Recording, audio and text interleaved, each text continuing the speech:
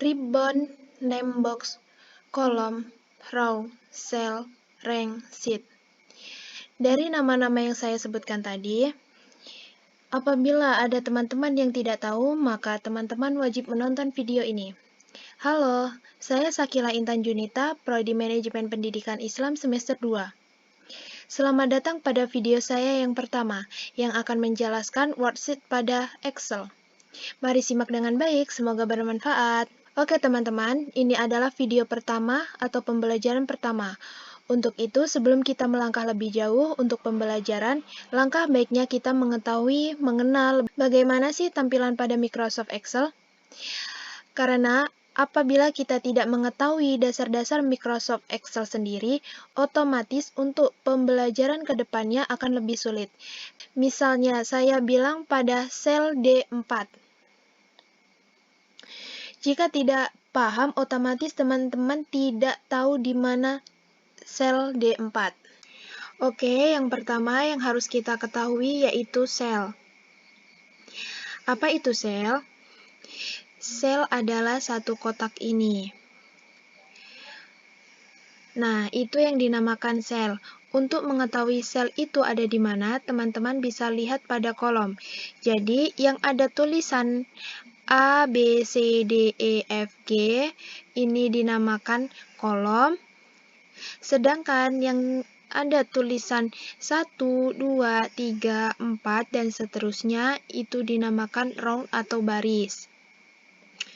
Untuk mengetahui, misalnya tadi berada pada D4, berarti kita lihat pada kolomnya dahulu, kemudian segaris juga dengan row atau baris keempat, makanya dinamakan D4.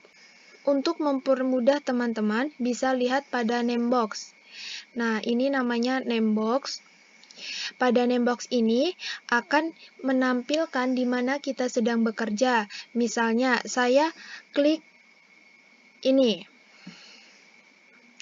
Maka otomatis name box akan berubah menjadi I11, yaitu pada kolom I dan pada baris ke-11. Maka disebut I11. Apa yang dikatakan rank? Rank adalah kumpulan beberapa sel. Jadi apabila saya buat kotak seperti ini, itu dinamakan rank. Berarti saya berada pada rank D4 sampai G12. Ini pada kolom D dan row 4 sampai pada kolom G dan row 12. Nah, itu tadi pengenalan mengenai sel, rank, kolom, row, dan juga name box. Ada lagi yaitu ribbon. Adapun ribbon yaitu semua tabel yang ada di atas ini, di mana ribbon terdapat tab menu seperti home 1 tab menu, insert 1 tab menu, dan seterusnya. Dalam tab menu itu terdapat grup menu. Ada grup menu clipboard, font, dan number, serta seterusnya. Selanjutnya ada formula bar. Nah, ini dinamakan formula bar. Formula bar ini digunakan untuk menunjukkan apa yang sedang kita lakukan pada Microsoft Excel. Juga menampilkan beberapa rumus, misalnya A, maka pada formula bar tertulis juga A. B, juga begitu. Normalnya, tampilan formula bar satu baris, tetapi jika teman-teman ingin membesarkan, maka klik tanda panah ke bawah ini. Tetapi lebih baik kita menampilkan satu baris saja. Formula bar juga berguna untuk melihat hasil dari suatu fungsi yang kita buat. Misalnya, 2 ditambah 2, hasilnya 4. 4 ini berubah hasilnya, sedangkan rumus sebenarnya yaitu 2 ditambah 2, berbeda dengan teks. Jika teks, maka akan menghasilkan teks. Sedangkan jika suatu formula, maka akan memunculkan suatu formula aslinya. Kemudian di dalam file Excel. Nah, file Excel itu dinamakan workbook. Di dalam file Excel ada namanya book sheet atau disingkat sheet. Sheet itu lembaran, book itu buku. Jadi di dalam buku pasti ada lembaran. Lembaran-lembaran itu ada di sini.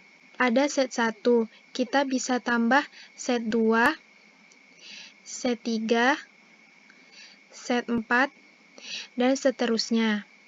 Kemudian yang ini namanya tab sheet.